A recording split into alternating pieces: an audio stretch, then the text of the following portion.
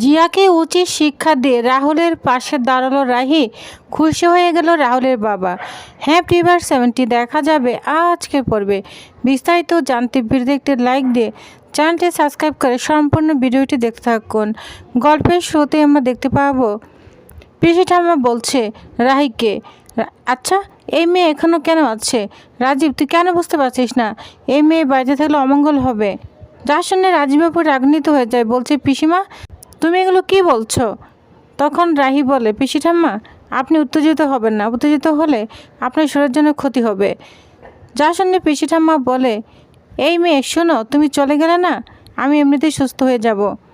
রাহি তখন বলে, ঠিক আছে আমি তাহলে চলেই যাব। তাছাড়া আমি এমনিতেও চলে যেতাম, রাহুল টুর্নামেন্টে জিতলে আমি চলে যেতাম, ওর সঙ্গে আমার এই চুক্তিটাই হয়েছিল। যার শুনে রাহুলের বাবা বলে, এই রাহিমা তুই কখন থেকে সেই চুক্তির কথাই বলে যাচ্ছিস, কি সেই চুক্তি? তখন রাহি বলে, বাবা আপনারা তো কেউ জানেন না রাহুলের সাথে আমার চুক্তি হয়েছে। রাহুল সুস্থ হয়ে গেলে টুর্নামেন্টে জিতলেই আমি এই বাড়ি ছেড়ে চলে যাব, মানে আমি সম্পর্ক থেকে রাহুলকে মুক্তি দিয়ে দিব। যার শুনে রাহুলের বাবা অবাক হয়ে যায়, বলছে না না এই চুক্তি আমি মানি না, মানি না এই চুক্তি। যার শুনে রাহি তো অবাক হয়ে যায়। অন্যদিকে দেখা যায় রাহুল জিয়ার রুমে ছটফট করছে রাহির জন্য, শুধু রাহির কথাই ভাবছে, নিচে যার জন্য ছটফট করছে রাহুল।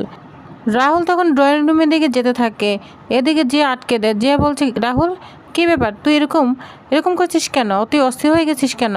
তখন রাহুল বলে, না আমি ঠিক আছি, এই বলে ড্রয়িং রুমের দিকে যেতে থাকে। জিয়া তখন বলে, তুই কোথায় যাচ্ছিস? রাহুল বলে, ড্রয়িং রুমে যাচ্ছি। তখন জিয়া বলে, ড্রয়িং রুমে থেকে তো তুই মাত্রই আসছিস, এখন আবার কেন এখানে যাচ্ছিস?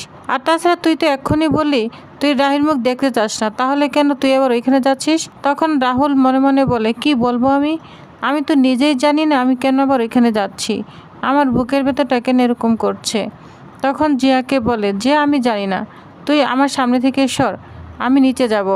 কিন্তু জিয়া তাকে কিছুতেই যেতে দিতে চায় না। এক সময় ধাক্কা লেগে রাহুল নিচে পড়ে যায় এবং রাহি বলে চিৎকার করে ওঠে। তখন রাহি বলে, রাহুল? এদিকে রাধিকা বলে, হ্যাঁ ভাইয়ের আওয়াজ তো পাচ্ছি, ভাই কেন চিৎকার করছে?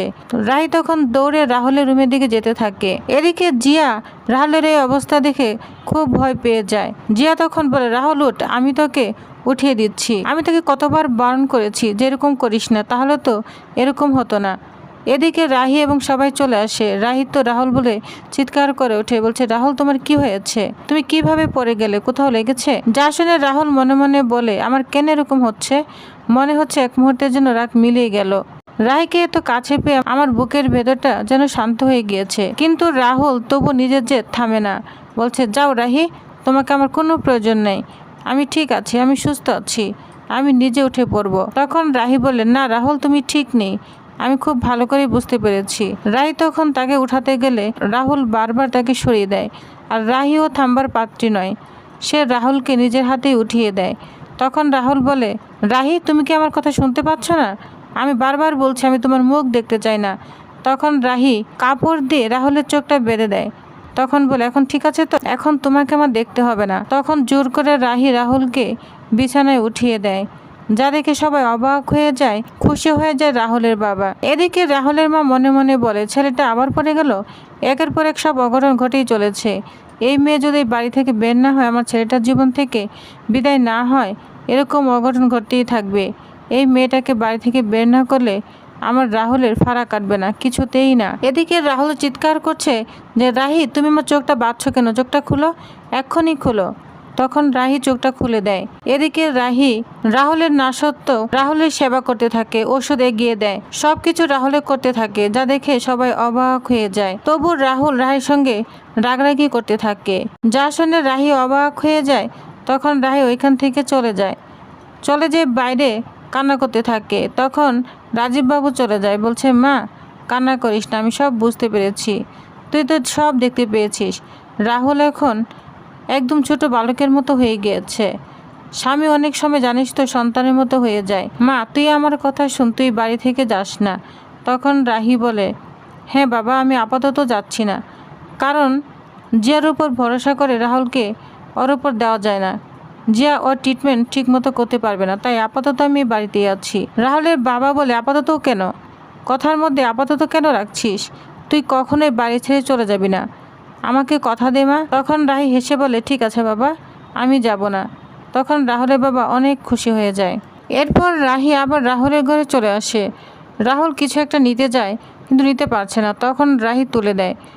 রাহুল তখন বলে, শুনো রাহি, তোমার হেল্প আমার লাগবে না, আমি একাই করে নিব। তখন রাহি বলে, শুনো, তুমি এটা পারবে না, তোমার এখানে অনেকখানি কেটে গিয়েছে। রাহুল তখন শরবতের গ্লাসটা নিতে গিয়ে গ্লাসটা পড়ে যায়। এদিকে রাহি যেটা নিতে গিয়ে হাতটা কেটে ফেলে। তখন রাহুল অস্থির হয়ে যায়, সাথে সাথে তার রক্তে মাখা আঙ্গুলটা চুষে নেয়, যা দেখে রাহি তো অবাক হয়ে তাকিয়ে থাকে। এদিকে রাহুল তো অভিমান করেই চলেছে। একটা পর একটা কাজ করতে গেলে রাহুল তাকে থামিয়ে দেয়। একসময় দুজনের মধ্যে তর্ক হতে থাকে। তর্ক হতে হতে দুজন একদম বিছানার মধ্যে পড়ে যায়। তখন দুজন দুজনের দিকে অবাক হয়ে তাকিয়ে থাকে। এদিকে রাহি অনেক কষ্ট এখান থেকে উঠে যায়। তখন রাহি চলে যাবে। রাহুল তখন মনে মনে বলে, আমার কেন মনে হচ্ছে তোমাকে যেতে দিতে ইচ্ছে করে না। এদিকে রাহি বলতে থাকে, কেন তুমি আমাকে আটকে নিচ্ছ না রাহুল? আর কেনই বা আমি নিজের স্ত্রী অধিকার নিয়ে বলতে পারছি না যে এই ঘরটা আমার, আমি এখানেই থাকবো, তোমার কাছেই থাকবো সারাটা রাত। এই ভেবে রাহি ওইখান থেকে চলে যায়। পরদিন সকালে রাহি রান্নাঘরে রাহুলের জন্য চা বানাচ্ছে। তখন রাহুলের মা বলে, আচ্ছা রাহি, তুমি আমাকে একটা সত্যি কথা বলো তো, তুমি কেন এই বাড়ি থেকে গেলে না? মানে তোমার জায়গায় যদি অন্য কেউ হতো, কোনো মেয়ে থাকতো, সে কিন্তু এত কথা শোনার পরে বাড়িতে থাকতে পারতো না, অন্তত যাদের মান সম্মান বলে কিছু আছে। একজন মেয়ে হিসাবে না আমার খুব খারাপ লাগছে রাহি, যেখানে আমার ছেলে নিজের মুখে তোমাকে বলেছে ও তোমার মুখ দেখতে চায় না, ও তোমার সঙ্গে থাকতে চায় না, তারপরে তুমি বাড়িতে থেকে গেলে। তখনই রাহি তার শ্বশুরমশাইয়ের কথা মনে পড়ে যে রাহুল অনেকটাই অভিমানী, ওকে ছেড়ে তুই কোথায় যাবি? স্বামীরা অনেক সময় সন্তানের মতোই হয়ে যায়, সেই কথাটাই ভাবতে থাকে। তখন রাহি তার শাশুড়ি মাকে বলে, এই বিষয়ে বাবার সাথে আমার কথা হয়েছে মা। রাহুলের মা তখন বলে, তুমি কিন্তু কথাটা এড়িয়ে যাচ্ছ রাহি। রাহি তখন বলে, কথায় কথা বলে মা, সেই মুহূর্তে অনেক সময় চুপ থাকতে হয়, চুপ থাকাটাই ভালো। রাহুলের মা বলে, এগুলো তো সমস্ত তোমার গা বাঁচানোর কথা রাহি। রাহি তখন বলে, দেখুন মা, এটা আপনি খুব ভালো করেই জানেন, আমি যদি এখন কোনো উত্তর দিই তাহলে আপনাকে এবং আপনার ছেলেকে দুজনকে অপমান করা হবে। এটার কারণই হচ্ছে আমার চুপ থাকা। যা শুনে রাহুলের মা কিছুই বলতে পারে না। তখন রাহি ওইখান থেকে চলে যায়। এদিকে রাহি রাহুলের রুমে চলে এসে চা নিয়ে। তখন রাহুল সুন্দর ঘুমিয়ে আছে, তাকিয়ে আছে রাহি। রাহুলের মুখের উপর চোখের পাতাটা পড়েছে। তখন রাহি চোখের পাতা নিয়ে আপন মনে কিছু একটা প্রার্থনা করতে থাকে, যেটা রাহুল দেখে ফেলে। তখন রাহুল বলে, কি ব্যাপার রাহি, তুমি কি করছো আমার চোখের পাতা নিয়ে? রাহি নিজেকে ধরা দিতে চায় না, বলছে, এমনি কিছু করছি না। রাহুল তখন বলে, তুমি আবারও মিথ্যে বলছো, আমি তো নিজে দেখছি তুমি আমার চোখের পাপড়ি নিয়ে উইশ করছো। তা শুনে রাহি বলে, শোনো রাহুল, যদি কেউ উইশ করে না সেটা বলতে হয় না, তাহলে এটা কার্যকর হয় না। আচ্ছা রাহুল, তুমি তাড়াতাড়ি ফ্রেশ হয়ে নাও, তোমাকে তো এক্সারসাইজ করতে হবে রাহুল। তখন এখানে জিয়া এসে বলে, রাহুল আমি তোকে রেডি করে দিচ্ছি। তখন রাহি জিয়াকে দেখে মন খারাপ হয়ে যায়, আর রাহি তখন মনে কষ্ট নিয়ে চলে যায়। রাহুলও রাহির দিকে অবাক হয়ে তাকিয়ে আছে। তো টিউবার্স, তাহলে নেক্সট আকর্ষণীয় পড়বে আর কি কি হতে চলেছে তো জানতে অবশ্য আমার সাথেই থাকুন। ধন্যবাদ।